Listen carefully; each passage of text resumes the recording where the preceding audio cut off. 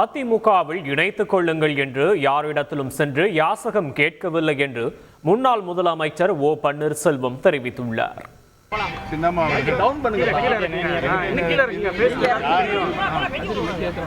எந்த நேரத்தில் யாரிடத்தில் அதிமுகவில் என்னை இணைத்துக் கொள்ளுங்கள் என்று சொன்னார்கள். அவர்கள் எந்த கோரிக்கையும் வேண்டுகோளும் வைக்கவில்லை.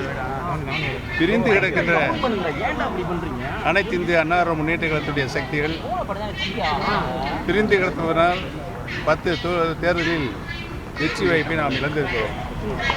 அதனால் கழகத்தினுடைய அடிப்படை தொண்டர்கள் 50 ஆண்டு காலம் இந்த இயக்கத்தை மாபெரும் இயக்கமாக உருமாற்றிய மாண்புமிகு அம்மாவர்கள் புரட்சித் தலைவி எம்ஜிஆர் அவர்கள் வளர்க்கின்ற இயக்கம் மீண்டும் ஒன்றுபட வேண்டும் என்று தமிழக மக்களும் தொண்டர்களும் விரும்புகிறார்கள்.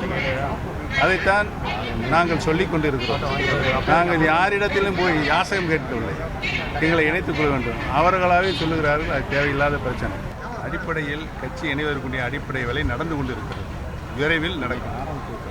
ஒரு வருடம் இந்த பொது தேர்தல் கிடையாது. எப்ப நடக்கும்? இதான் 2 வருஷமா சொல்லிட்டு இருக்காங்க. பொது தேர்தலுக்குள் இரட்டை இலை சின்னத்தை கைப்பற்றி அதில் போட்டியிடுவீர்களா?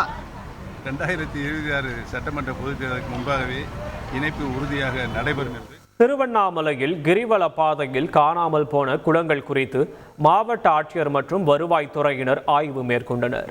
கிரிவல பாதையில் இருந்த 167 குளங்கள் காணாமல் போனதாக யானை ராஜேந்திரன் என்பவர் உயர்நீதிமன்றத்தில் வழக்கு தொடர்ந்தார். இதுகுறித்து உயர்நீதிமன்றம் அறிக்கை அளிக்க உத்தரவிட்டது. நீதிமன்ற உத்தரவின் அடிப்படையில் காணாமல் போன குளங்கள் குறித்து ஆட்சியர் மற்றும் வருவாய்த்துறையினர் நேரில் ஆய்வு மேற்கொண்டனர். செய்திகளை உடனுக்குடன் தெரிந்து கொள்ள உடனே சப்ஸ்கிரைப் பண்ணுங்க.